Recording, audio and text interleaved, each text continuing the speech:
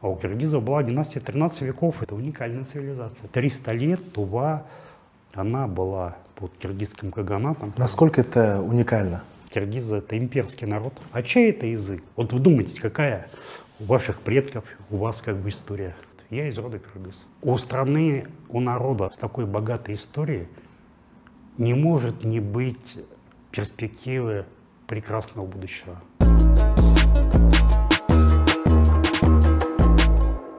Добрый день. Здравствуйте. Сегодня у нас беседа с доктором исторических наук, автором книги под названием «Цивилизация сибирских кыргызов», которая, дай бог, в этом году будет выпущена, Виктор Иванович Казадой. И наш первый вопрос начнется, собственно, с названия книги «Цивилизация сибирских кыргызов». Виктор Иванович, скажите, пожалуйста, по каким признакам мы можем называть сибирских кыргызов цивилизацией и какие достижения нам известны, которые позволяют нам назвать, собственно, сибирских кыргызов цивилизацией? Ну, что касается цивилизации, у меня в книге заложено два момента, как рабочая версия, которые я доказываю.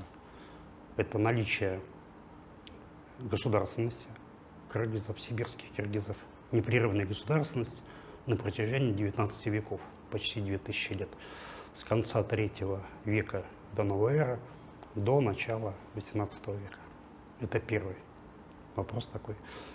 И второе, я выдвигаю как рабочую версию, формирую концепцию о том, что в Сибири существовала своя локальная цивилизация, носителями которой были вот местное население, как раз киргизы. Ну, совпало так. Потому что я не занимаюсь историей Кыргызстана, я занимаюсь историей Сибири. И вот, изучая историю Сибири, я вот обнаружил такое явление, пытаясь разобраться, что это за явление. Почему? Потому что, если вы посмотрите монографии, да, предшественников многие, там все одним скопом всех писали. Степняки, кочевники и так далее. И я, когда начал там изначально другой труд делать, начал разбираться, и у меня киргизы постоянно выбивались из этого ряда, потому что я никак не мог понять, почему это кочевники. Ну, по крайней мере, в древности, что слишком много было несовпадений. Вот вы говорите признаки, да? Основные признаки — это следующее. Это наличие собственной письменности, это наличие городов на этой территории, духовная жизнь, что отличает, собственно говоря, человека от животного мира. Целый подход — это значит наличие производящего хозяйства, это не просто собирательство и охота, а что-то производящее такое, да? Это может быть скотоводство, это может быть земледелие, желательно навыки обработки металла, ремесло. Некоторые там говорят такой признак, как наличие внешней торговли на дальние расстояния. Да? Ну вот некоторые тоже там определяют такой признак, равняясь на Древний Египет, что это обязательно наличие таких монументальных архитектурных сооружений, сделанных из камня. Ну, я считаю, что это не может быть критерием для других. Конечно. Потому что камень — это всего лишь навсего стройматериал. В Египте никогда лесов не было. А в Сибири все, что можно было построить из дерева, делали из дерева. Это очень практичный, очень удобный материал, что, собственно говоря, чем занимались. Тем более, ну, как бы критерия, что касается жизни одного народа, ну, вот египтян, да, они не могут служить критериями как бы для жизни других народов. А все остальное, там, вот, например, Чайф, там такой есть ученый был, Чайф, у него 10 признаков, и по 9 киргизы как раз четко попадают, а вот 10-й это камень, я считаю, что это не критерий. Я имею, как автор, имею полное право как бы соглашаться или не соглашаться с этим. Давайте остановимся немножечко на каждом из них и поговорим уже более детально, предметно о этих признаках. К примеру, хозяйство, да, мы упомянули производственное. Какого уровня было это хозяйство, что нам известно с точки зрения археологии, насколько это было развитое хозяйство, в том числе земледельческое? Ну, надо иметь в виду, да, что вот в отличие от других или прочих там кочевых империй, да, у киргизов изначально было комплексное хозяйство. Это такая отличительная черта, очень серьезная. Что такое комплексное хозяйство? Что у них, конечно, было скотоводство, но основное население, по крайней мере, там, первые 1000 лет существования, это было оседлое население. Было очень развитое земледелие, причем не просто земледелие там, мотыгой, это было плужное земледелие. И более того, это было орошаемое земледелие. Почему? Потому что надо всегда исходить изначально, как бы, чтобы понять. Вот очень многие там пытаются как бы, да, изучать историю через какие-то ситуации определенные, да, вот, события, там, деяния вождей, там, лидеров, войны, там, яркие события. Но они все очень краткосрочные и как бы, быстро проходят, как пик, потом падение. А вот для того, чтобы понять глубину истории там общества, вот как общество складывается, оно во многом складывается от природных условий, от ландшафта. Вот мы посмотрим на прародину киргизов, да, Минусинская котловина или юг Сибири в целом, то там условий заниматься, чтобы только скотоводством, их там нет таких условий.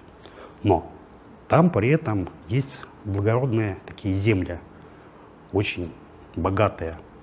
Но проблема там всегда была, что было мало осадков. И поэтому надо было, чтобы эту землю использовать, ее надо было орошать. Вот возникает проблема, и начали строить оросительные каналы. Теперь мы переходим дальше. Вот, то есть сам ландшафт определял вот такой способ хозяйствования. О чем это говорит? Это говорит о том, что такие виды, ну, помимо этого еще была металлургия. Там были очень большие залежи металлов, руды. В первую очередь сначала обрабатывали медь. Это надо было руду найти, ее надо было выкопать, ее надо было доставить, ее надо было выплавить. Потом кузнецы должны были что-то сделать из нее. То есть это очень большой цикл. Это большие массы народу. Кыргызы были очень хороши, да, в создании оружия? То есть в свое время это было... Это попозже, когда уже научились железо делать. Металл, земледелие — это все виды такой деятельности, которые требовали коллективного труда, больших масс народа. А там, где задействован, ну, понимаете, вот даже канал, это же одно дело его выстроить, а потом его надо было постоянно чистить от тыла, от песка, от земли, охранять обязательно, потому что враги налетали, там надо было уничтожить. А эти каналы, они работали веками. Веками. Вот просто задуматься, как бы. Да? Это все требовало работы колоссальной, громадного коллектива. А раз так, то, стало быть, требовалось какой-то аппарат принуждения, чтобы людей там, ну, принуждать, с одной стороны, не значит там с плетками там гонять.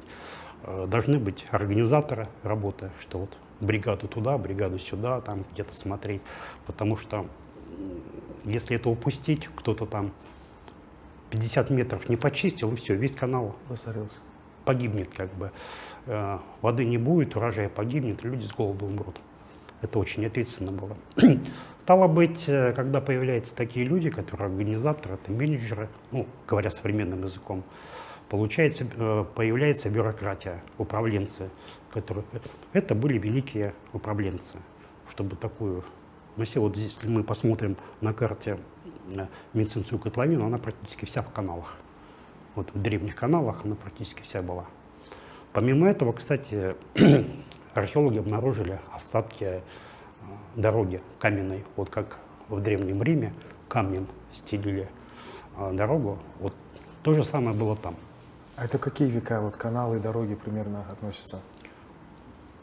Каналы там начали строить, вернее, оросительную систему там начали строить еще до новой эры, но пик, это достиг как раз в киргизское время, когда уже киргизы как бы начали, развивались, эволюционировали как бы в этом плане, ну, в экономическом смысле, я имею в виду, развивались, все это они делали.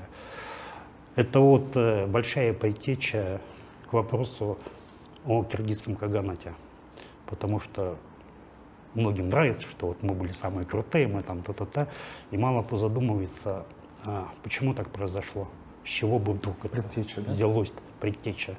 Вот я так медленно к этому делу подвожу. появляется бюрократия. И для организации, для руководства это нужна сильная централизованная власть. И вот тоже одна из отличительных черт киргизского общества во времени, что у киргизов была своя династия и была наследственная власть. Вот у кочевников во многом там такая военная демократия, когда собирались, там, да, голосовали, там потом подбрасывали, так сказать, голосовали таким образом. У киргизов нет, это была наследственная власть, которая передавалась, потому что, я к чему говорю, природа, да, ландшафт определяет жизнь общества, хозяйственная жизнь. Хозяйственная жизнь, она формирует социальную структуру, политическую. Вот мы видим как бы это развитие. Это все развивалось как бы там действительно веками. Совершенствовало все это, шло какое-то накопление богатств. И вот эта система позволяла заниматься, было такое народовоспроизводство. Потому что когда есть чем народ кормить, детей много, идет рост населения, численность населения растет как бы. Ученые давно подсчитали, что вот медицинскую котловину, то количество населения, которое было, если там занимались скотоводством, оно бы не прокормило такую массу народа, то есть должно было быть тут обязательно что-то другое. Вот это жизнь такая общество, которое все это проходило. И если говорить там о киргизском каганате, то вот эта вся история, она развивалась почти 1000 лет. И только через 1000 лет как бы вот достигла своего пика. Ну, как вот так шло, как бы, и вот пик в IX веке, как бы он наступил, когда киргизское государство, оно стало самым крутым, самым мощным. Или я себе в книге пишу сверхдержава того времени, как бы, да, ну, реально так и было. Какая территория была в этой сверхдержаве? Территория в масштабе была очень большая. Это от Иртыша до Амура, подсчитали примерно, это где-то 6 миллионов квадратных километров. Это громадные площади. Для сравнения я могу сказать, что, например, империя Александра Македонского, она составляла где-то 5,2 миллионов квадратных километров. Римская империя там 5 миллионов. На пике своего могущества, вот вся эта Великая Римская империя, которая так любят очень многие говорить, у киргизов было практически на 1 миллион больше. Ну там, да, была другая плотность населения, может быть, там говорить о влиянии, но мы говорим о масштабности, чтобы вот проехать там, с одного края до другого. Что такое 6 миллионов? Да, это 18 современной Германии, 11 современных Франции на этой территории может уместиться. Ну, чтобы просто представлять себе. Потому что, когда говорят, я вот употребляю термин «сибирские киргизы», а до этого как бы многие употребляли термин такой «енисейские киргизы». Я считаю, что это неправильный, некорректный термин. Почему? Потому что ну, это как бы попытка такой заузить, занизить, там, что возле Енисея там 2 пляжа было, и там киргизы что-то там делали. Нет, это не так, это масштаб совершенно другой. Достаточно сказать, что войско было порядка 100 000 человек. 100 000. Что такое 100 000? Вот у того же Александра Македонского, который там полмира завоевал, да, у него на пике было численно 47 000. Ну, то есть в 2 раза больше.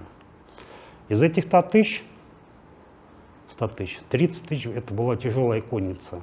Панцири, кони, панцирях, вооружение. Это, ну, привычный как бы образ, да, в учебниках. Это европейские рыцари. Но есть один нюанс очень серьезный. Он когда там в средние века была война между Францией и Англией, они там постоянно между собой воевали, французы все, так сказать, поднажались, поднатужились и могли выставить максимум, что у них там было, 2000 рыцарей. Вот самое большое такое. У киргизов, которые пытаются как-то не замечать, делать 30 000. Понимаете, что такое 30 000 тяжелого вооружения, как бы рыцарей того времени? Это очень дорогое удовольствие, на самом деле. Вот когда многие там пишут, да, вот там вдруг возникла киргизская там каганат, да, вот армия. Мало кто задается вопросом, а откуда это все взялось-то? Чего? Киргизы никаких внешних завоеваний не совершали, там, обграбить. было некого, как бы, чтобы присвоить себе, там, что-то делать. Но, тем не менее, у них это появилось, да, вот французы смогли 2000 сделать, здесь 30 тысяч. И плюс 70 тысяч еще легкая конница, которую тоже надо было там в броню одевать, там еще чего-то, да, вооружение им там делать, самое такое передовое по тем временам. Вот это как раз оттуда, о чем я и говорил, как бы, испокон веков, земледелие, люди, металл, где научились и освоили добывать железо, очень прочное, как бы совершали, да, могли там сделать. Это опять инженерный труд, потому что надо было сделать наконечники сверху такие, которые там любой панцирь пробивали, а у них было самое лучшее вооружение того времени. И все китайская армия закупала, так сказать, на вооружение для себя. Это как бы торговля была, в том числе, всех снабжали. То есть это было на самом деле очень массовое производство. У киргизов существовала, конечно, очень активно внешняя торговля. Причем испокон веков связано со Средней Азией, с Персией, с Китаем, как происходило. Потому что относительно выгодно было географическое положение, связано с севером. Это было уникальное предложение. Сейчас говорят, дайте нам уникальное предложение. У киргизов было уникальное предложение, это пушнина.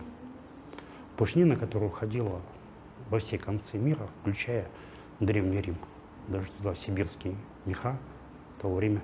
Ну, окольными путями, как бы там, да, не напрямую киргизы торговали, не там одним кумцам, а другие, как бы, товар так перемещался. Ну, доходили туда. Ну, по крайней мере, нам так ученые говорят, что там это все было. У нас нет оснований не верить этому. То есть это тоже довольно круто, довольно как бы интересно, как бы, да. Ну, ремесло, конечно, да, уникальное, художественное. Вот я у себя в Фейсбуке много писал, что я был в Минусинском музее, и там экспозиции, просто уникальные экспозиции, вот ремесло, знаменитые, вот термин научный, киргизские вазы, которые производили, киргизские вазы из уникальной глины, и когда ее обжигали, она получала твердость камня и звук такой, звон. И вот даже когда археологи раскапывали могильники, например, сосуды глиняные более позднего времени, они, как правило, уже рассыпались, а киргизские вазы, они так целые остались. Около сотни экземпляров находится в Эрмитаже, значительная часть в Минусинском музее. Это вот если вы представляете себе там древнегреческие амфоры, вот очень сильно похоже на это дело. Только свой орнамент, свое там рисование. Это высоко, не просто как предмет быта, а это уже элемент высокохудожественный. Были художники, могли это воспроизводить. Плюс они очень твердые, да, были, получается? Как камень. Их уникальность в том, что они твердые, как камень, да, и вот тут просто глухой звук, а там просто звон, как колокольчик. Известна техника исполнения? Вот если вы поедете в Минусинский музей, подойдете к этой вазе, будете ее снимать там на камеру, да, молодой человек улыбается там постоянно, на камеру снимать, там висит такая табличка, и написано: технология производства неизвестна до сих пор. Потрясающе. Я не знаю, ли они ради красного словца написали, либо это на самом деле так, а может быть никто не изучал еще как бы так глубоко, но по крайней мере именно так как бы сделано. Были свои секреты производства, это действительно уникальное. Плюс металлургия. Они не просто там делали, да, вот наконечники, чтобы ходить там со всеми воевать. Это предметы быта, это земледелие, плуги надо было делать, как бы сухи, косы, ну, много чего как бы. И от кузнецов уже отпочковались ювелиры. То есть это была обработка золотых изделий, обработка серебряных изделий, очень много. То есть там люди позволяли себе роскошь. Это тоже говорит о том, что общество было относительно богатое. Ну, по крайней мере, был некий слой богатых людей, который мог себе это позволить. Через внешнюю торговлю приобретали дорогую одежду, там, халаты шелковые, да, ходили в бриллиантах, там, в золоте. То есть это было очень развитое общество. Гигиена у древних кочевников была на высоком уровне. Например, рассмотрим историю хана Аттилы. Вот что пишет преиспанийский восточно-римский посол и историк V века, лично побывавший в ставке гунского вождя. Строители бани, привезенный из Сирми пленник, ожидавший освобождения за свое искусство, неожиданно попал в беду, более тяжкую, чем рабство у скифов. Анигесий сделал его банщиком, и он служил во время мытья ему самому и его домашним. У византийского историка конца 1-3-7 века Феофилакта Симакатте, повествующего о завоеваниях авар в Иллирии, также имеется сюжет о бане. Он пишет: взяв Августа и Виминаки, это были известные города Иллирии, он, правитель аваров, тотчас отправился с войском дальше, разграбил Анхиал и все окружающие поселки предал опустошению. Но здания с горячими источниками он приказал не разрушать. До нас дошел слух, будто в этих банях мылись жены Кагана, и они просили его не разрушать здания бань. Говорят, что эти воды были полезны для моющихся и содействовали их здоровью. В городе Хаякава в Японии есть горячий источник, на базе которого существует отель, основанный в 705 году нашей эры Махитой Фудзивара. В 2011 году отель официально был признан книгой рекордов Гиннесса как самый старый отель в мире. Это очень хорошо характеризует японское отношение к делу. В Кыргызстане тоже есть крутая японская компания, бренд Yokosan, который производит классную бытовую химию. Я рекомендую покупать продукцию компании Yokosan, которая не только делает качественную продукцию, но и поддерживает кыргызскую культуру и данный выпуск. Yokosan – это японское качество и безопасный состав продукции. А если говорить про письменность и про язык?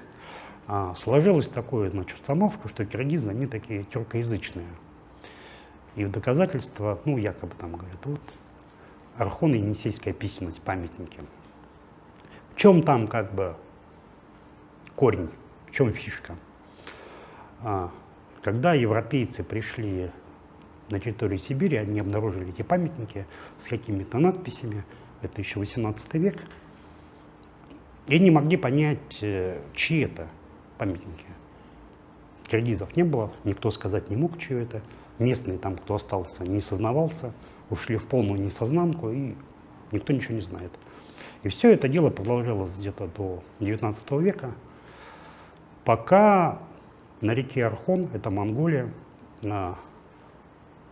Ядринцев, был такой путешественник и ученый, сибиряк, областник, обнаружил эти памятники. И там была уникальная штука, что 3 стороны были вот этими надписями, рунами, якобы написано, одна сторона китайская. Это был как ключ, чтобы его перевести. Он это дело опубликовал, и сразу приехали другие ученые. И вот датский ученый Томпсон, он перевел. А следом за ним опубликовал российский уже Радлов. А как назвать эту письменность? Народ не знает, кому принадлежала, по первости. Поэтому называли по имени рек. Архон и Енисейская. А когда начали дальше смотреть, вдруг обнаружили, что между енисейскими и архонскими есть существенная разница. Что, это не совсем один язык. Может быть, похоже, может быть, там что-то есть, но это не совсем один. Нет. Сначала думали, что это, может быть, наречие там какое-то, да? А потом опять Томпсон, опять Радлов сказал, нет, это отдельный язык. Отдельный язык. Тогда вопрос возникает, а чей это язык, да? И они тогда уже в начале 20 века начали говорить о том, что эти памятники принадлежали кыргызам. Это киргизские памятники. А потом был такой ученый Малов, очень крупный исследователь, лингвист, филолог, он изучал эти надписи. И он еще в конце 20-х годов выдвинул такую, даже не выдвинул, утверждал, что енисейские памятники, они гораздо старше архонских, где-то на 2 века относятся, что это не одно и то же, это были более ранние, то есть отличия по датировке и отличия по письменности.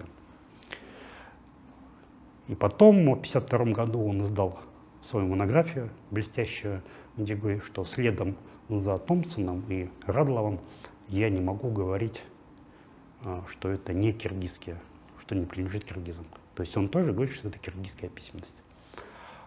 Вот некий был такой промежуточный итог. Потом занимались филологи, вот в 1990 году, в 1997 году такой очень известный лингвист, филолог Тенишев, крупнейший специалист, он издал такую монографию, тоненькую, страниц 100, которая так и называется «Древний киргизский язык». И у него там есть замечательная историческая часть «История языка», где он там подводит. Он, по сути дела, подошел очень вплотную, ему надо было сделать еще один шаг, но, к сожалению, его не сделал, что признать, что киргизский язык, древнекиргизский, это был самостоятельный язык и не относится как бы к этой семье тюркских, ну, в такой древнетюркской там времени. А в 1997 году также была издана большая монография, это называется «Языки мира», там тюркские языки, и где все ведущие ученые того времени, не так давно, собственно говоря, они написали, что вот с точки зрения классификации там тюркских языков, что на сегодняшний день единой классификации, общепринятой, общесогласованной не существует. Согласия нет. Это очень важный вопрос на самом деле. Я специально пытался понять, откуда пошло, что считается, что киргизский язык это относится, ну, к тюркоязычный, и мне как-то стало более-менее понятно, как бы от чего, что на самом деле это все было изначально в середине 19 века совершена определенная ошибка, и которой, к сожалению, следует до сих пор. Так вот происходит, как бы. А проблема еще в чем? Тот же академик, как бы филолог, они смотрели язык с точки зрения вот, схожести звуков, там, построения слова, и никто не знал историю. А изучать язык без знания истории, это приводит в очень большой тупик. А какие у нас есть основания говорить о таком термине, как кыргызоязычная семья или кыргызоязычный язык? Кыргызоязычный я могу сказать почему, да? Потому что, вот смотрите, надо смотреть, что первично, что вторично. Я не использую, да, кто лучше, кто хуже, а мы говорим, кто первичный, а кто вторичный. Ну, например, если мне 60 лет, да, кому-то 20, то нельзя говорить, что он может быть моим отцом, правильно, да? Ну, как бы это глупо будет, да, и нелогично. Вот здесь то же самое, да, вот говорят там тюрки, да, и киргизы. Что первичней? По всем данным историческим, это, кстати, никто не отрицает, киргизы были первичнее. Бартольд говорил, что это самый древний этноним, какой только нам здесь академик Бартольд, это признанный авторитет, никто. Первое упоминание, это конец 3 века до новой эры. Тюрки там 5-6 века, то есть на 7 веков позже. А сколько языков тогда произошло от кыргызского языка, если так взглянуть на... Вы знаете, я говорил с одним специалистом здесь, в Кыргызстане, очень большой ученый, фамилию не буду говорить, он мне позволения не давал. Он сказал, что, говорит, у нас, говорит, есть все предположения, как бы считать, что от древнекиргизского языка корень — это порядка 25 языков. Я как бы так набрался духу, говорю, так не пора ли создать свою, так сказать, классификацию киргизских языков? Говорит, ну пора, ну надо, чтобы кому-то, кто-то бы этим занялся, да, набрался бы смелости, духу, так сказать, еще чего, потому что, ну, это непростая такая ситуация, многие просто не хотят связываться, там, что есть определенная атмосфера, да, там как бы. Насколько это уникально? Слушайте, вы меня прям в тупик ставите, я даже не могу сказать, какие государства из действующих более древние, так как бы мне даже сложно это назвать. Вот что касается династии, у киргизов была династия правящая 13 веков, дольше ее было только японская, она продолжается. А у киргизов была династия 13 веков, это 1000 с лишним лет. Вот вдумайтесь, какая у ваших предков, у вас как бы история. Какие имена мы можем назвать, помимо Барсбека, который является таким? Ну вот у меня книга, которую я написал, да, это князь сибирских киргизов Эринек. Как ученые писали, это, говорит, последний был такой лидер, яркий. последняя там яркая звезда на небосклоне перед упадком и перед гибелью, так скажем, кыргызской государственности в Сибири. Его заслуга. Понимаете, я когда начал искать материалы для вот этой книги, еще и у меня всплывает вдруг такой деятель, да, я смотрю, что такое. Мне всегда это интересно, потому что у меня несколько книг предыдущих связано, персоналистика, где я смотрю на историю через персону. Это очень такой хороший подход, он мне нравится. И вдруг я смотрю, персона, одни ученые его, как бы так позитивно, другие ругают, что ты разбойник, бандит, там, еще там что-то такое вытворял. Другие, да нет, он такой деятель. Это всегда интересно. Это значит, личность привлекает внимание, да, вокруг нее. Я посмотрел, книг про него нет, и было только 2 статьи опубликовано. Одна статья в 1916 году, и вторая статья в 2006 году. Научное все. Ну и несколько таких газетных публикаций на сайте, там публикация. Кыргызстанский один ученый на сайте опубликовал. Такое обобщающее, как бы. А в России вообще не было ни одной книги. И я подумал, что надо про него написать книгу, потому что если вставить просто, как параграф в большой такой книге, да, он там потеряется. А это имя, я думаю, что достойно того, чтобы вот о нем знали. Чтобы наши зрители поняли величину данной личности, какие факты вы можете назвать? Ну вот смотрите, это начало 17-го, вернее, вторая половина 17 века. Это был период долгого 17 века, это одна из самых таких трагических страниц в истории киргизской государственности. Почему долгий 17 век? Потому что я считаю его с конца 16 века, когда на территории Сибири стали происходить такие глобальные геополитические изменения, и когда с востока на территорию, где жили киргизы, пошли отряды Алтын-хана, и они покорили, по крайней мере, власть признали, платили дань или исак, это с конца 16 века. Затем с северо-запада пришли, значит, русские поселенцы Московского царства, а с 30-е годы еще там с юга Джунгарское ханство. И киргизы оказали в самое такое посередине, да, между молотом и наковальней, еще там чугунной кувалдой. Все хотели, главного хотели это ясак в виде пушнины. Там даже не столько нужна была территория, как бы она мало кому нужна была. Алтын-хан постоянно воевал с монгольскими княжествами, он воевал с джунгарами, джунгары воевали с Алтын-ханом, а эти оказались киргизы между ними, как бы, да, и все хотели использовать, а в силу того, что войны, они требуют больших расходов, да, то есть, то надо было с кого-то это все брать. И вот киргизы, они были как раз этим источником. А потом, когда пришло еще Московское царство, для них это тоже как бы пушнина, это было самое важное. Там не нужна была территория, по крайней мере, 1 век, как бы в таком плане. К этому времени, значит, там государство было уже такое ослабленное, было 4 улуса. Верховный князь, он имел такую номинальную власть, как бы собирали, государство сохранялось, но она слабенькая была. И такого отпора, да, никто не мог состоять. И, честно говоря, численность была уже небольшая, относительно небольшая, несколько десятков тысяч осталось. Вот там была такая борьба, да, серьезная конкуренция, сопротивление.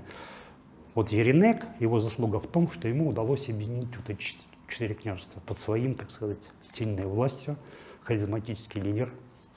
И он был как такой военачальник.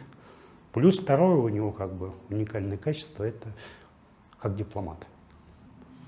Вот в отношениях с Московским царством ему удалось достигнуть просто грандиозных достижений, когда это было соглашение не зависимого, да, с господином, а как равноправный договор, где определялись границы, условия, как бы, да. И когда он написал письмо, ну, от его имени писали письмо московскому царю, то он там не говорил, что он там холоп, как этикет того времени требовали. То он-то писал, да, что мы, как цари бы, мы всегда договорились бы, мы друг друга поняли бы. Вот воеводы твои там вороватые, как бы, да, жулики сидят, что он правильно как бы писал. И надо, то есть совершенно другое восприятие. И когда, например, там некоторые историки говорили о том, что киргизская государственность прекратила существование в XIII веке, я как бы говорю в ответ, а с кем тогда Московское царство подписывало соглашение? Это ведь было международное соглашение. И что такое? Вот Еренек отправляет послов в Москву. Их там принимает в Думе, Сибирский приказ. Потом их принимает царь, то есть первое лицо. Ведет с ними переговоры, дает им подарки. И говорит, что все, договариваемся, мир будет там, без всякого. Те едут. То есть это что? Это значит признание дипломатической субъектности. И это самое главное. Когда в 1687 году Еренек погиб на чужой войне, они были зависимы от джунгар, и джунгара призывали их на войну.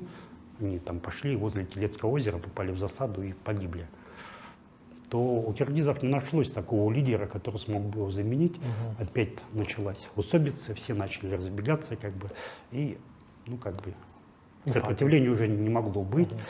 И в 1703 году уже джунгара мирно, но фактически насильно увели киргизов вглубь своей империи. Но в том числе часть пришло вот сюда, на Тянь-Шань. Я нашел в Омском архиве документ, где там говорит, что да, вот киргизы переселились сюда, в район Тянь-Шаня, и где живут до сих пор. Это один генерал там описывал как бы русское географическое общество. Я очень рад, что я такой документ нашел. То есть они воссоединились с родственниками, которые еще ранее тоже. Да. Это была, наверное, последняя волна, потому что таких волн переселений их было много. Гернштам говорит, что это с 1 века до новой эры, и, скорее всего, так и было. И потом на протяжении, там, кто-то говорит, там, 8 век, потом 10, 11. Я специально не занимался этим вопросом, потому что у меня территория только Сибири. Да? А миграционные потоки — это разное. Я могу только сказать, что после Великодержавия, до прихода, вот мне там спрашивали, да, там про киргизский каганат.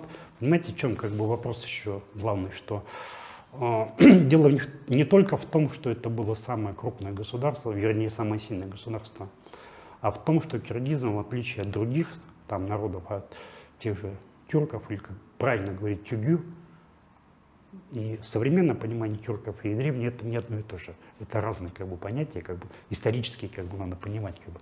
Я не беру, политику я вообще не беру, как бы, я говорю только исторические, как бы. Уйгура, потому что уйгуров 95 лет было. Киргизы создали за счет своей уникальности самое продолжительное по времени независимое государство. С 820 года по 1207 год.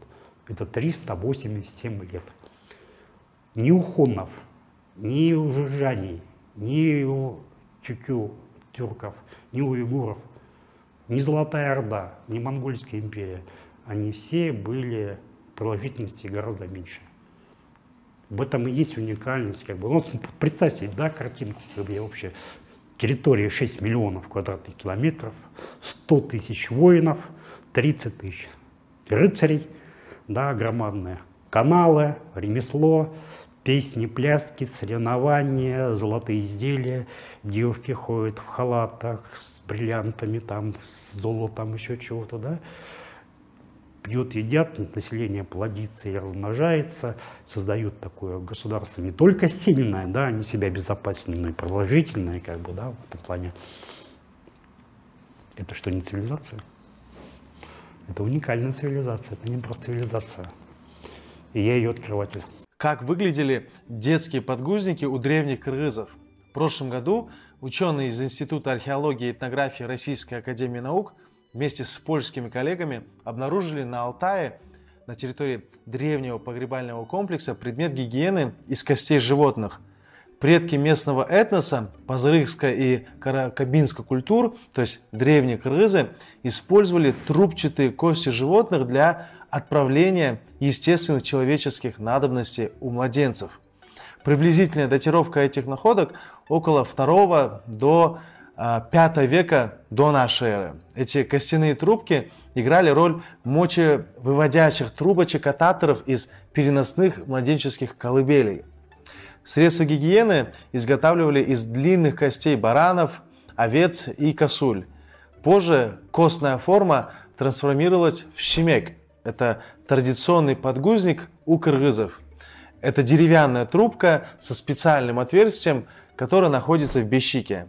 Под бещиком был специальный сосуд, который собирал накопленную жидкость. Это позволяло ребенку спать всю ночь, не просыпаясь. Таким образом, мы можем сказать, что кыргызы как минимум на протяжении 2500 лет заботятся о своих малышах.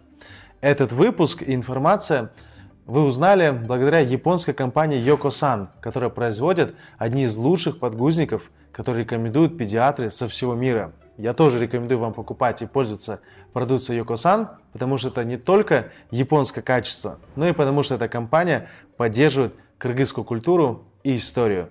Йокосан, чон рахмат. Расскажите нам о одном из важных источников о кыргызах, это китайские источники. В вашей книге, когда вы показали мне первые страницы, там говорится о китайских. Ну, это было первое упоминание. Был такой историограф Сыма Цань. У меня целая глава в книге будет посвящена, ну, условно называется «Отцы. Киргизская история», чтобы как бы все понимали, откуда мы знаем первые такие источники. И я там, ну, как бы, это, в общем-то, факт известный, я просто как бы интерпретирую по-своему и показываю. То, что мы знаем о древней истории киргизов, это во многом был элемент случайности. Вот это могло и не произойти. Потому что первый, кто упомянул, да, вот мы как бы знаем, это Сыма Цань, был китайский историограф, у него очень трагическая история. Его могли там, он сидел в тюрьме, там как бы его потом, кастрировали его. Да, там много чего с ним сделали, как бы.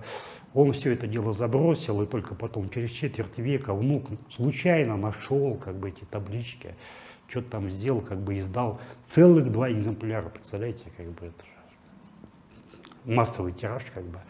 И вот так постепенно это все шло, а потом уже в 19 веке эти печатные книги нашел там монах Абакум. Авакум, он Бичурин, который не столько монах был, сколько он вел такой любопытный образ жизни. Молодец, конечно, такой живой человек. И когда он с Китая возвращался, он те деньги, которые у него были, он покупал эти источники, древние книги. Выучил там монгольский язык, китайский язык, древний китайский язык. У него был караван, 15 верблюдов, он это все дело привез, хотел все это порадовать, а его осудили, отправили в крепость, потом в монастырь, но он там вот переводил.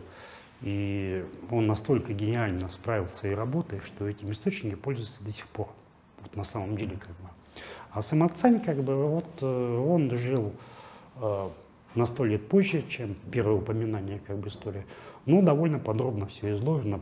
Он как историограф, у него должность была там порой выше министра императорского двора.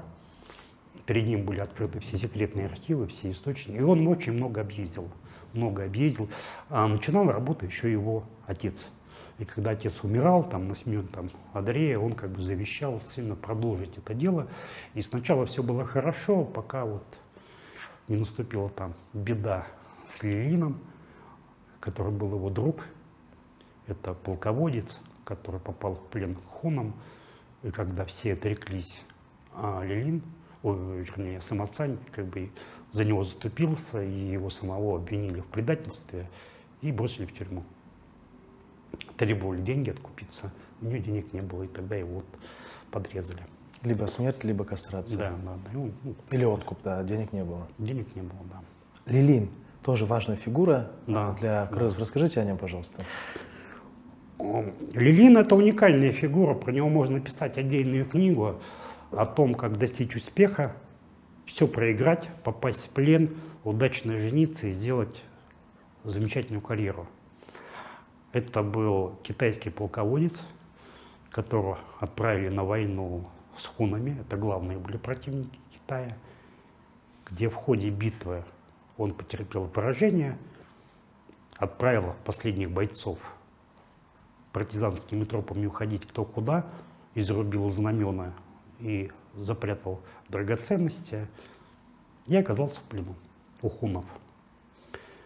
По логике вещей его должны были казнить, но учитывая его благородное происхождение, грамотность, образованность и то, что он героически сражался, там прям Шань Юн сам был, он его наоборот как бы приветил, а потом женил его на своей дочери, что было самое любопытное.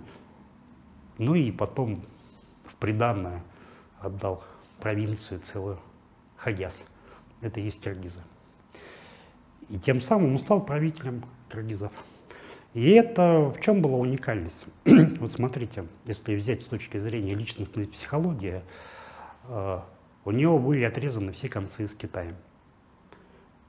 В Китае он воспринимался как изменник, предатель, то есть он должен для себя убить, но в плен не попасть. Казнили всю его семью, там, жену, детей, мать, как бы, ну вообще всех. Это большая травма психологическая. Потом его, значит, там переселяют вот к киргизам, он живет там с ними, жена уже у него, да. Он получает этот быт, эти традиции, полностью окыргызился уже, как говорится. Осталось несколько писем, где он писал, что он питается этой пищей, там, пьет кумыс, молоко, как бы, да, мясо, баранья, как он так. Все это есть, как бы. Киргизы уже почти 100 лет находились в зависимости от хунов. Нападение хунов — это, конечно, было страшное действие. Вот по этим летописям Сыма Цаня они покорили 5 народов. Из этих 5 народов 3 народа были уничтожены. Мы не знаем, кроме наименования, мы не знаем, кто это были. Остались только 2 народа, Гелины и Генгуни, это киргизов. Все. И, ну, как бы понимая, как действовали хунны, в первую очередь они уничтожали аристократию, элиту, как бы, ну, верхушку, чтобы не было людей, которые могли бы организовать сопротивление. То есть киргизы были очень сильно ослаблены, и вот к ослабленным киргизам в то время, плюс пленный, так скажем, да, ханец, и они нашли друг друга. Нашли друг друга, ну, я имею в виду Лилин и киргизы, как бы. Он нашел себе новую родину, как бы, начал там действовать. И он довольно активно действовал. Уже в 90-м году, когда началась очередная война хунов с Китаем, с Хань, он уже во главе отряда киргизов, войска под знаменами Шань Юня, как один из самых таких, воевали уже против Хань, что было довольно так интересно. То есть ему удалось сохранить армию киргизскую, ну, войско какой-то там численность. Нельзя сказать, что там такая, но тем не менее, наличие войска это говорит о один из признаков государственности, и очень существенный, это силовой компонент. А дальше там получилось такое дело, что когда он умер, он правил почти 25 лет, ему на смену пришел его сын, а сын вообще оказался оторви глаз, вырви ухо, в том плане, что он уже там организовал чуть ли не восстание против хунов во главе киргизов, как бы они очень активно участвовали в политических таких трениях, даже поставили своего Шань Юна, ну, императора, как бы, ну, по сути дела, государственный переворот совершили, как бы. Ну, правда, там быстренько сделали переворот, и тому, кого они назначили, отрубили голову, ну, по традиции, как бы, да, сделать на голову короче. Ну, времена такие были, что делать, как бы. Ну, вот такая ситуация, понимаете, как бы. И дальше, как бы, вот их потомки так шли. И вот Барзбек, кстати, это, ну, через 1000 лет, получается, один из потомков вот этой вот династии. Которая признавалась в дальнейшем Танской уже. Она на протяжении почти полутора сотни лет, начиная 7 века и 8 век, вернее 8 и 9 век, они вот постоянно об этом говорили. Это не было такое разовое, чтобы кто-то сказал, потому что когда еще при Барсбек-Кагане посольство отправляли, это где-то 708-709 годы, то там уже была династия Тан, а это как раз потомки Лилина, китайская линия. Они говорили, что ваш правитель — это наш родственник. А эти говорят, а мы знаем, of course, то есть 1000 лет прошло, все помнят, как бы, ну, записи есть, как бы. Лилин, по всей видимости, как бы сделал главное. Имея некое покровительство шаньюнов, тихаря, они воспитали, вырастили новую элиту, новую аристократию, которая вот через поколения сделали выхлоп. Они осознали свои интересы государственные, национальные, и сказали, хватит нам этих хунов, давайте мы им.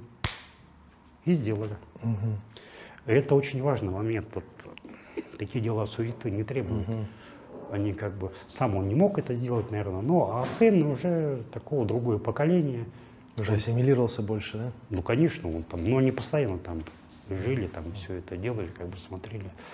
А на самом деле династия — это тоже как бы верный признак, один из главных признаков государственности. И то, что это было более 1000 лет, почти 1300, 13 веков, это говорит как раз одно из подтверждений наличия государственности у киргизов. А что интересно мы знаем о кыргызах из арабских источников? Там арабские источники ни о чем говорят, да, что это была страна городов, они фиксируют наличие городов. На самом деле, как бы из разных источников я обнаружил, ну, порядка, наверное, 2 десятков наличия городов. Вот в письменных источниках это зафиксировано, где-то порядка, ну, пишут, города такие, вот карты, там еще чего-то, да. О том, что были торговые пути, ходили караваны, чем питались, да, чем занимались, что были праздники, народу устраивали. То есть это, когда какой-то американец там пишет о том, что это были дикие, да, мне это очень странно. Это была полноценная жизнь, полноценное общество, что это не было общество, которое только думало о том, как бы им выжить. Да? Но извините меня, а эпос Манас — это что такое? У какого народа еще есть такое? Вот такие вот. Что такое эпос Манас? Вот по количеству строк он в 20 раз больше, чем Илиада, Одиссея. Да? 5 раз больше, чем Махабхарата. Да, да. Полгода потребуется человеку, играя на кумузе, чтобы непрерывно рассказать. Я у себя в книге пишу, что мне, вот на мой взгляд, как бы, да, исследователя, что Манас — это он сыграл роль такого нравственного стержня, объединяющего, который позволил сделать такое самопознание, самопонимание, как бы, да, киргизов. Это тот стержень, который позволял им не ассимилироваться там другими народами, как самосознание. Да. Потому что в народе самое главное — это самосознание. Даже не этнос, не кровь это. Был ли сын Лилина киргизом? Да, был. Абсолютно был. Потому что самосознание у него было, он мыслил как киргиз. А то, что там какая-то группа крови, там что-то такое, это уже дело десятое. И говорю, что нет, он там не может, как бы в большей степени, он только свои, там якобы свои, это по крови. Больше вреда, чем между своими, никто не причиняет. Хуны уничтожили сами себя, тюрки уничтожили сами себя, уйгуры уничтожили сами себя. У киргизов как раз был такой уникальный случай. Вот. На самом деле, я вот сколько смотрел, там столько уникального, да, вот. Взять, например, тюрков, ну, на самом деле, Тюгю, да, ну, был сначала хан, да, он всех объединил, там, сильная такая империя. Стоило ему помереть, потомки начали между собой там раз, и били друг друга с особой таким... Неистовостью, да? Неистовостью, яростью, знанием дела, как надо истреблять друг друга.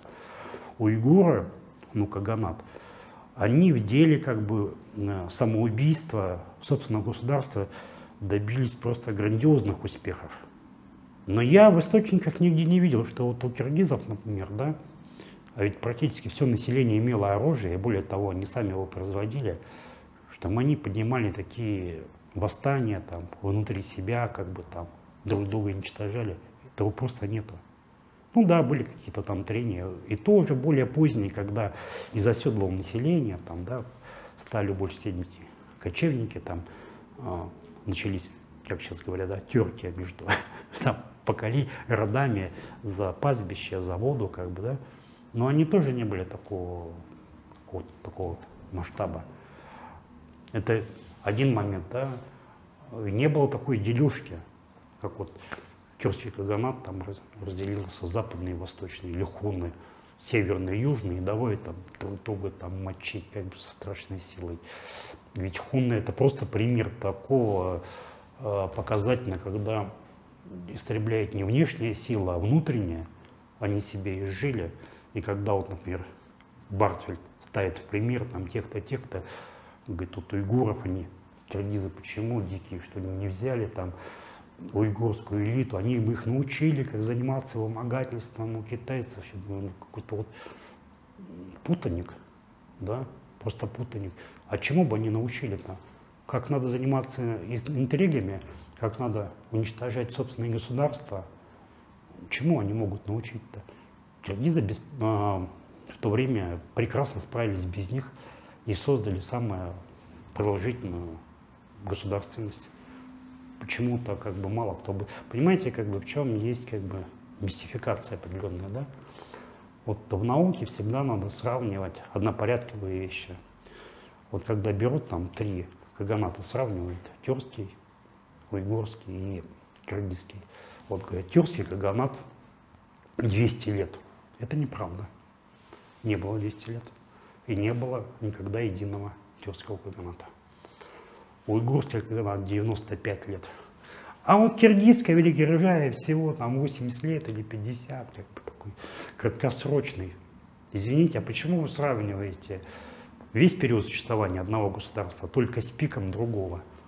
Надо сравнивать весь период, а весь период получается 387 лет.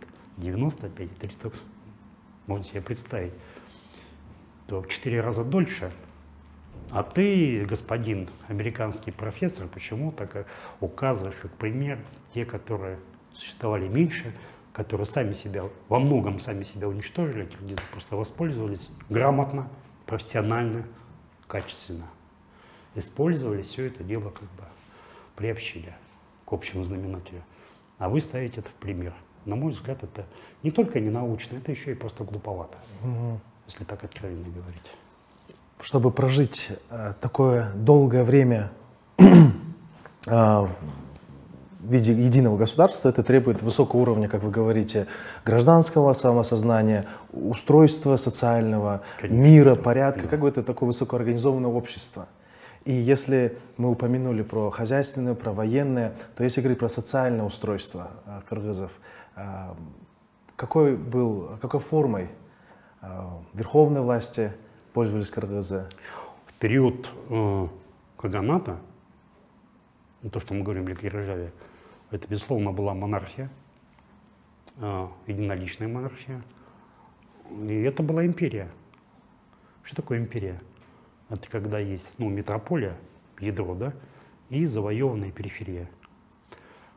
Вот если мы возьмем ядро, это Минусинская котловина, часть там Алтая, а все остальное, от Иртыша до Амура, это же все были завоеванные территории. То есть это на самом деле, киргизы — это имперский народ.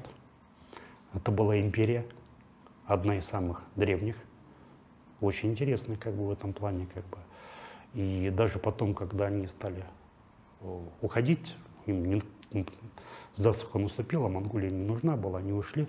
Они за собой ставили Туву. И 300 лет Тува, она была под киргизским каганатом. Туда киргизы пришли, давай там каналы рыть, там еще что-то, земледелие, там все это затевать. Ну, примерно то же самое. Кстати, в Туве есть род кыргыз. Я был там в музее, там блестящий музей. Ой, там такой музей шикарный. И директор музея, замечательный человек, такой директор, он тувинец, говорит, я из рода кыргыз. Да. Ну, кстати, вот киргизы, древние киргизы, они оказались очень плодовитые на потомство. И с точки зрения этногенеза это якуты.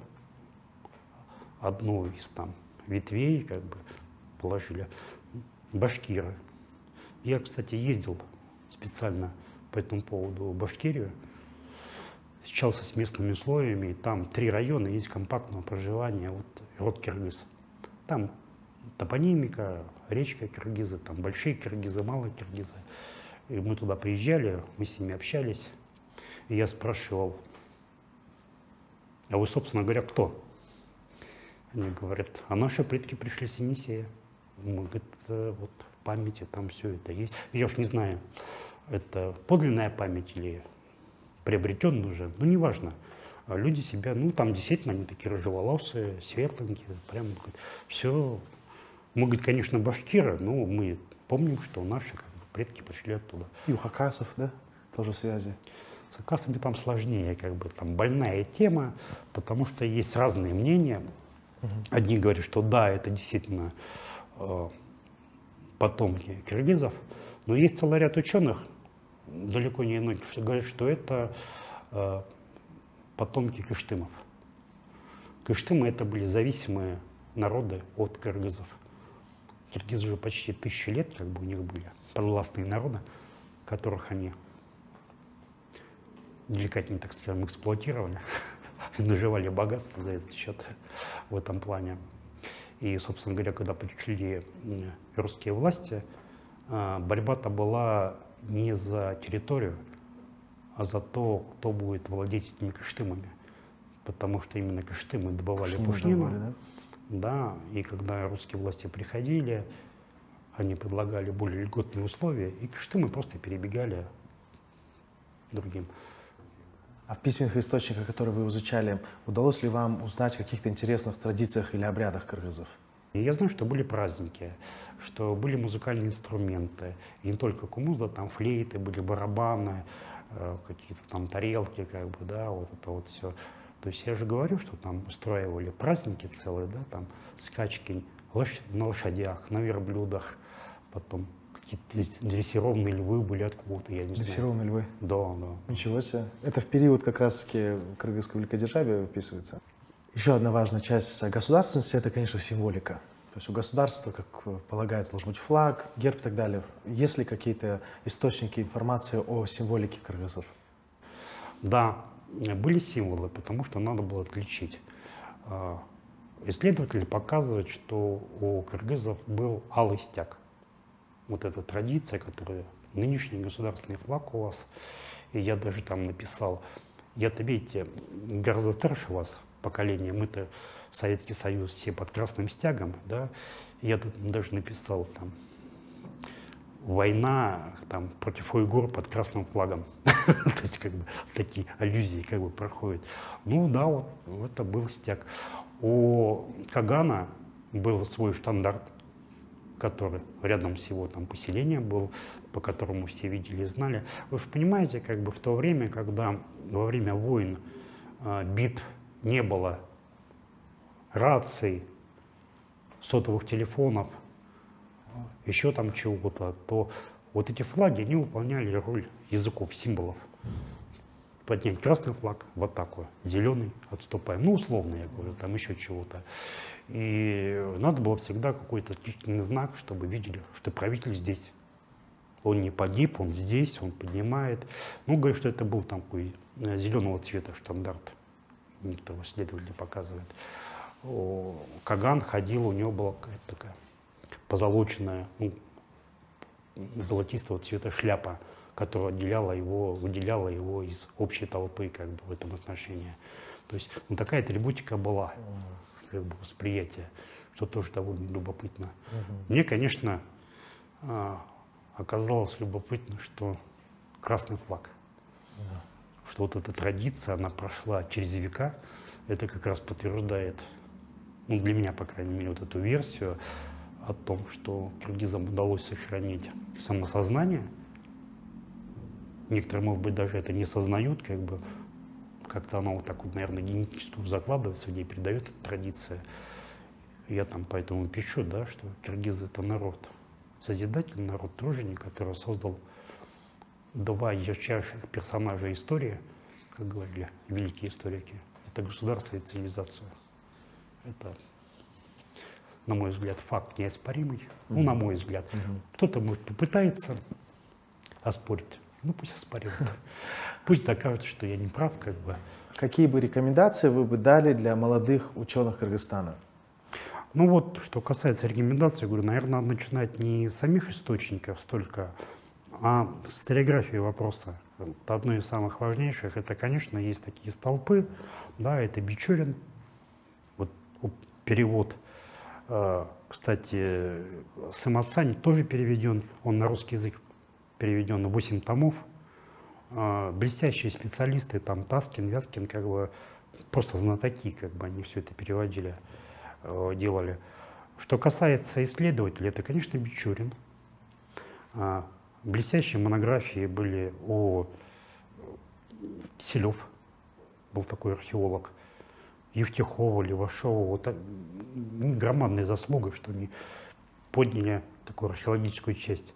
К большому сожалению, после них вот продолжение работы в таком направлении, к сожалению, не прошло. Вообще изучение истории пошло в другом направлении, довольно печальном. Это связано во многом с такой политизацией вопроса. А после 1991 года, как говорится, начали раздирать историю как бы на разные куски. Понимаете, в чем проблема, на мой взгляд?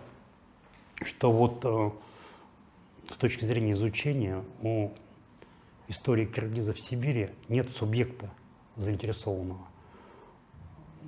В Хакасии хотят изучать историю хакасцев, это понятно. В Туве историю тувинцев, на Алтае историю алтайцев. И все. Казалось бы, в самом Кыргызстане, наверное, да, могли бы посмотреть. Но, к большому сожалению, здесь последние годы, несколько десятилетий возобладала концепция, которую утверждали, что чиншанские киргизы, сибирские, ленинсейские — это два разных народа. Что глубокое заблуждение. Это все культивировалось последние там полвека. И в результате, например, вот в Хакасии там ученые, да, которые сказали, что да вообще там киргизов-то, собственно говоря, и не было. Это было древнехакасское государство. И там сказали, ну, бог с ним, считают и так, пусть считают, как бы. Вот у киргизов есть свое государство, вот это вот в рамках, да. Хотя один из таких крупнейших ученых, Бернштейн, он говорил, что история киргизов и история Кыргызстана — это два отдельных научных направления. Что надо изучать историю Кыргызстана, это современные границы, да? История киргизов — это более широкая. Проблема в том, что это два совершенно разных, по сути дела, группы источников, и письменных, и археологических.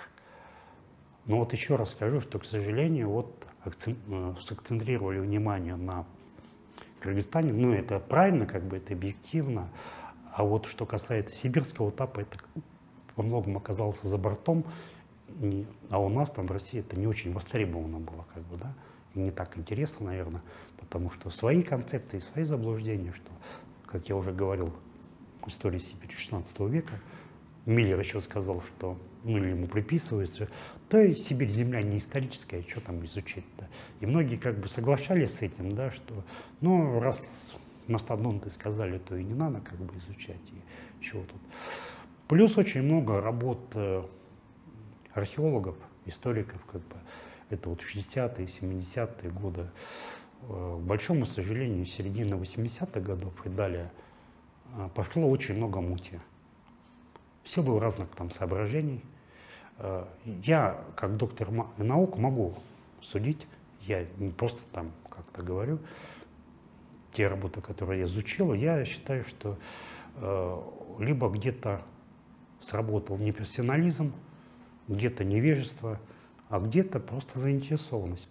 Виктор Иванович, спасибо от имени всех людей, которые следят за вашим творчеством, от имени кыргызского народа, за ваш труд огромный, колоссальный, который вы проделываете.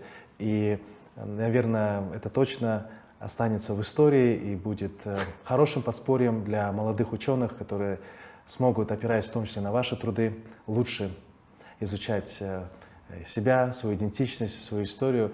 Надеюсь, что презентация вашей книги пройдет уже в большем зале, чтобы не было людей, которые будут обвинять вас в малом пространстве. На стадионе. На стадионе, да. У нас, кстати, да, реконструкция происходит, поэтому... Я не знаю, я так плохо сказал.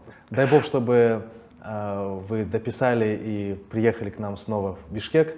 Мы со своей стороны постараемся сделать так, чтобы ваша работа получила как можно больший охват, так как вы сами упоминаете, ваша задача это не одного-двух историков, а все-таки для широкой массы, в том числе эта программа, эта запись происходит для того, чтобы донести до широкого зрителя о вашей деятельности. Спасибо вам большое, и хотелось бы дать вам последнее слово, может быть, пожелания или какие-то слова, которые вы считаете важными. Ну, спасибо за теплые слова. Я, например, могу сказать о своих ощущениях. Я очень счастлив, что мне судьбой выпало заниматься такой тематикой. Это очень интересно. Не каждому доведено как бы судьбой, ну, так скажем, стать открывателем цивилизации. Но я бы хотел сказать, если вот у вас аудитория молодежная, да, для молодых граждан Кыргызстана, мальчики, девочки, пацаны, девчонки, я хочу вам сказать, что у вашего народа очень богатая история. Это богатейшая, интереснейшая история. Это история героического и трагического, как люди жили, боролись и выживали, и создали абсолютно уникальные явления, как государственность и цивилизация. Это мало у кого в целом было. Далеко не у всех народов это могло быть, чтобы 2000 с лишним лет как бы сохранять государственность, делать абсолютно уникальные вещи. Ремесло, золото, каналы. Это на самом деле как бы была величайшая цивилизация, о которой просто надо знать, не заниматься там какими-то глупостями, самобичеванием или постоянно подстраиваться под кого-то. Я вот постоянно как бы говорил там многим, что вы там постоянно пытаетесь пристроиться хвост то гуннам, то монголам, то еще. У вас богатейшая история своя. Пусть там все другие как бы смотрят, на самом деле богатейшая. Не надо никому как бы хвост смотреть. Надо изучать свою историю, понимать, чтобы черпать силу и энергию для будущего. У страны, у народа с такой богатой историей не может не быть перспективы прекрасного будущего. Я надеюсь, что это будет. И я, более того, я в этом уверен. Поэтому всем всего доброго. Желаю вам успехов больших. Спасибо вам. Как мы говорим, озумузамай. Пусть так и произойдет. До скорой встречи. Спасибо.